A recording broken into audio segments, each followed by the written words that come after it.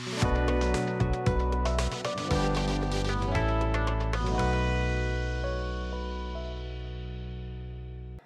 আলাইকুম, welcome to New Roots hair skin and laser centre. আশা করি আপনারা সবাই ভালো আছেন। নতুন একটা ভিডিও দেখার জন্য আপনাদের সকলকে অনেক অনেক স্বাগত। আজকের ভিডিওটির টপিক আপনারা ইতিমধ্যে জেনেই গেছেন যে আমরা কস্ট নিয়ে আলাপ করবো আজকে ভিডিওটিতে পুরোটাতে। কস্ট এমন একটা টপিক হেয়ার ট্রান্সপ্লান্টের যখনই প্ল্যানিং করা হয় তখনই সবার আগে এইটাই আসে মাথার মধ্যে যে আসলে কস্টটা কী, কোথায় কতটুকু কস্ট চার্জ করছে, কোন ক্লিনিকে কীরকম কস্ট আছে, বা আপনার জন্য কতটুকু কস্ট লাগবে, এটা নিয়ে আসলে সবাই প্রথমে একটা প্রশ্ন থাকে এবং পরবর্তী তারা সেইভাবেই প্ল্যানটা করে। আসলে বলতে গেলে যদি আমরা প্র্যাকটিক্যালি চিন্তা করি, খুব কম সংখ্যকই টপ নচ সার্জারিজ বা সার্জারি সেন্টার্স আছে যেখানে আপনাকে একদম বেস্ট রেজাল্টটা দেওয়া হবে। আসলে হেয়ার ট্রান্সপ্লান্ট অনেক জায়গায় করা হয়, অনেক প্র্যাকটিসই আছে, বাট আপনার জন্য বেস্ট এবং একদম আপনার জন্য প্রমিসিং লুক যেটা, সেটাই কিন্তু ইম্পর্ট্যান্ট। এই জন্যই কিন্তু আমরা আসলে বিভিন্ন ক্লিনিকটা খুঁজে বেড়াই যে আসলে আপনার জন্য কোনটা বেস্ট হবে, প্লাস কতটুকু কস্টের মধ্যে আপনার সার্জারিটা পুরোটা সম্পন্ন হচ্ছে। আজকের ভিডিওতে আমরা কস্ট নিয়ে আলাপ করব এবং কী কী ফ্যাক্টরস আছে কস্টগুলো ডিপেন্ড করছে, এবং ভিডিওর লাস্টে একটা খুবই ইন্টারেস্টিং পার্ট আছে আপনাদের জন্য যে আমরা আজকে কস্টটা ডিসকাস করে দিব যে আপনার জন্য কতটুকু কস্ট প্রয়োজন এবং কোন মেথডের কতটুকু কস্ট, এটা আজকে ভিডিওতে আপনারা লাস্টের দিকে জেনে যাবেন। প্রথমেই আমরা যে ভিডিও স্টার্ট করব, প্রথমেই যেটা হচ্ছে এটা হলো আপনার ফ্যাক্টরসগুলো। আসলে হেয়ার ট্রান্সপ্লান্টের কস্টটা কী কী ফ্যাক্টরের উপর ডিপেন্ড করছে সেই ফ্যাক্টরগুলো আমরা একটু শর্টলি জেনে নিব, তাহলে আপনার জন্য বুঝতে সুবিধা হবে যে আসলে হেয়ার ট্রান্সপ্লান্টের পেছনে কী কী বিষয়গুলো আসলে মেইন ইম্পর্ট্যান্ট কী রোলটা প্লে করে। তবে চলুন আমরা মূল ভিডিওটি শুরু করি এবার। হেয়ার ট্রান্সপ্লান্টের ক্ষেত্রে সার্জারি প্রথমেই প্ল্যান করার সময় যে ফার্স্ট ফ্যাক্টরটা কাজ করে সেটা হচ্ছে যে আপনি আসলে সার্জারিটা কোন সার্জনের আন্ডারে কন্ডাক্ট করতে যাচ্ছেন, বা আপনার সার্জারিটা কোন সার্জন বা কোন ডক্টরটি করতে যাচ্ছে, তার এক্সপিরিয়েন্স কতটুকু, উনি কতদিন ধরে এই সার্ভিসে আছেন, কতগুলো পেশেন্ট ইতিমধ্যে সাকসেসফুল রেজাল্ট পেয়েছে, এবং তিনি কিভাবে আপনার সার্জারিটা কন্ডাক্ট করবেন। মনে রাখতে হবে হেয়ার ট্রান্সপ্লান্ট সার্জারি নামটা সার্জারি হলেও এটা কিন্তু একটা সম্পূর্ণ একটা স্টেট অফ আর্ট। আসলে আপনার বেস্ট যে রেজাল্টটা এটা কিন্তু ডিপেন্ড করছে যে আপনার যে সার্জন আছেন উনি আপনার কতটুকু টাকে রাইট হেয়ার রাইট প্লেসে আপনার জন্য ট্রান্সপ্লান্ট করছেন এবং সেখান থেকে আপনার সাকসেসফুলি চুলটা গ্রো করছে, এটা কিন্তু খুবই ইম্পর্ট্যান্ট। যার কারণেই কিন্তু দেখা যায় যে হেয়ার ট্রান্সপ্লান্ট যখনই আমরা চিন্তা করি, আমরা প্রথমেই চিন্তা করি যে আপনি কোথায় করছেন এবং কার আন্ডারে সার্জারিটি কন্ডাক্ট করছেন। সেকেন্ড ফ্যাক্টর হচ্ছে আপনি কোন ক্লিনিক বা কোন হসপিটালটি চুজ করেছেন এবং সেখানে তারা কতটুকু ইকুইপড, আপনার ফুল সেট আপটা কতটুকু আছে এবং তাদের টিমটা কতটুকু সাকসেসফুলি আপনাকে হ্যান্ডেল করছে এবং তারা কতটুকু প্রমিসিং লুক আপনাকে দিয়ে যাচ্ছে। এটা কিন্তু খুবই ইম্পর্ট্যান্ট, কারণ আপনি যখন সার্জারি প্ল্যান করবেন অবশ্যই আপনার এটা মাথায় চিন্তা থাকবে যে আপনি কার আন্ডারে সার্জারি করছেন এবং তার টিমটা আপনার জন্য কতটুকু কাজ করবে, এবং যে আপনি যেখানে যে জায়গাটাতে সার্জারি করছেন, যে ক্লিনিকে করছেন বা হসপিটালে করছেন, তাদের টিমটা আপনার জন্য ওরা কতদিন ধরে আছে, কত বড় টিম আছে, বা তাদের ইকুইপমেন্টস তারা কীরকম সেট আপ আছে, বা তাদের কাছে ফুল সেট আপ আছে কিনা, ফুল টেকনোলজি তারা ইউজ করছে কিনা, অ্যাডভান্স সব টুলস অ্যান্ড টেকনিক্সগুলো আছে কিনা, সেটা কিন্তু খুবই ইম্পর্টেন্ট। সো কস্টের ক্ষেত্রে এটাও কিন্তু খুবই ইম্পর্টেন্ট একটা ফ্যাক্টর। পরবর্তী ফ্যাক্টর হচ্ছে আপনি যে ক্লিনিকে সার্জারিটা করছেন তাদের কাছে সকল ইকুইপমেন্ট এবং সকল অ্যাডভান্স টেকনোলজি অর্থাৎ সকল মেথডগুলো ওদের কাছে আছে কিনা, বা তারা এটা সব পেশেন্টের জন্য প্র্যাকটিস করছে কিনা, বা আপনার আগে কতগুলো পেশেন্ট সেখানে সার্জারি করেছেন এবং তারা কতটুকু রেজাল্ট তারা পেয়ে গেছেন, এটা কিন্তু খুবই ইম্পর্টেন্ট একটা ফ্যাক্টর। পরবর্তী ফ্যাক্টর আসছে যে আপনার জন্য কোন মেথডটা ইম্পর্ট্যান্ট। এটা কিন্তু আমি মনে করি হেয়ার ট্রান্সপ্লান্টের সবচেয়ে ইম্পর্ট্যান্ট মেথড হচ্ছে এটাই, অর্থাৎ ফ্যাক্টর যে আপনার জন্য কোন মেথডটা পারফেক্ট। হেয়ার ট্রান্সপ্লান্টে কিন্তু অনেকগুলো মেথড আছে এবং কিছু কিছু মেথড কিন্তু এমনও আছে যে আগে প্র্যাকটিস হতো এখন আর হয় না। নিউ টেকনিক্স আসছে, প্রতিনিয়ত আমরা নিউ টেকনোলজি পাচ্ছি, নিউ ইকুইপমেন্টস আসছে। এই সব কিছু কি আপনার জন্য ইউজ হচ্ছে কিনা, বা আপনি কোন মেথড ইউজ করছেন।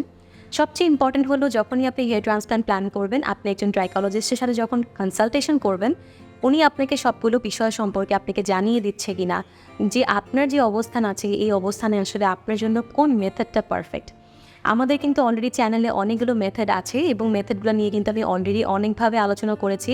কোন মেথডের রেজাল্ট কেমন, কোন মেথড আমরা কীরকম ভাবে করছি এবং কতটুকু সময় প্রয়োজন হচ্ছে, এগুলো কিন্তু বিস্তারিত আমাদের চ্যানেলে অবশ্যই আছে, এটা চেক করে নেবেন।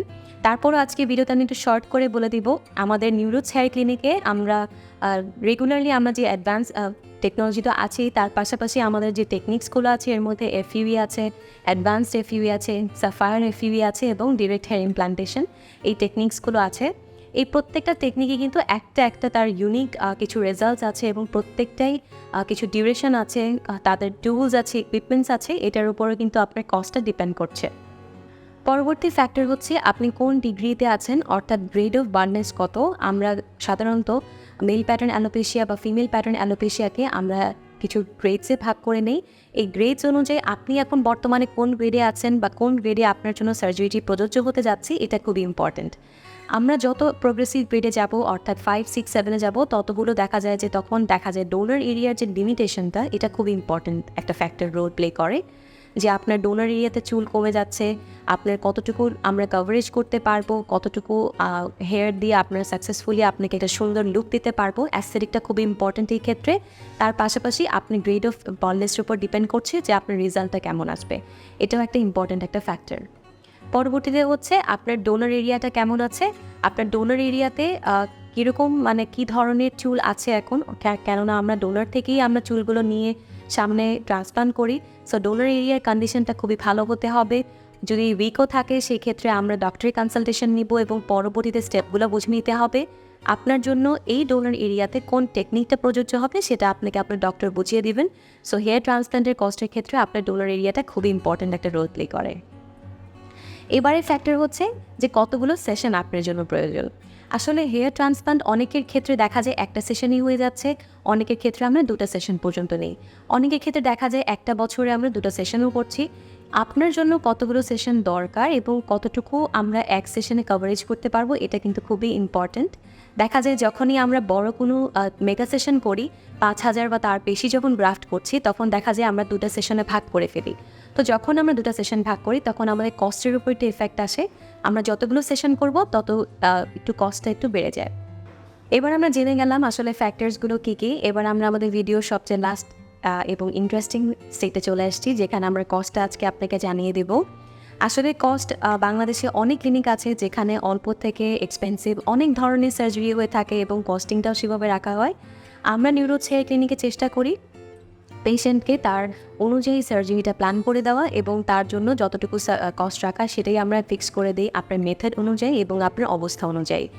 আমি এখন আপনাদেরকে জাস্ট অল্প করে ধারণা দিয়ে দিব যে আপনার রিকোয়ারমেন্ট যদি হয়ে থাকে গ্রাফট অনুযায়ী, সেই ক্ষেত্রে আপনার কস্টটা কেমন আসতে পারে। তো প্রথমেই হচ্ছে যদি আমরা 1,000 গ্রাফট প্ল্যান করি, সেই ক্ষেত্রে আপনার কস্টটা আসছে 3,000 টাকা থেকে 1 লক্ষ টাকা। 1500 গ্রাফটের রিকোয়ারমেন্ট থাকলে সেটা আসছে 45,000 টাকা থেকে 1.5 লক্ষ টাকা এবং পরবর্তীতে 2,000 গ্রাফট আসলে সেটা আসছে 60,000 টাকা থেকে 2 লক্ষ টাকা এবং 2,500 গ্রাফটের রিকোয়ারমেন্ট থাকলে সেটা আসছে 75,000 টাকা থেকে 2.5 লক্ষ টাকা এবং 3,000 গ্রাফট হয়ে থাকলে সেটা 90,000 টাকা থেকে 3 লক্ষ টাকা পর্যন্ত আসতে পারে। এই যে আমি রেঞ্জটা দিয়ে দিলাম, এই রেঞ্জটা হচ্ছে আপনার বিভিন্ন ফ্যাক্টরস ডিপেন্ড করবে এবং আপনি কোন মেথডে চুজ করছেন সেটা অনুযায়ী আমি আপনাকে এটা রেঞ্জ বলে দিলাম। এবার আসছি আমরা হেয়ার ট্রান্সপ্লান্টের টেকনিক অনুযায়ী, যে আপনি কোন টেকনিকটা চুজ করলে কস্টটা কেমন আসছে।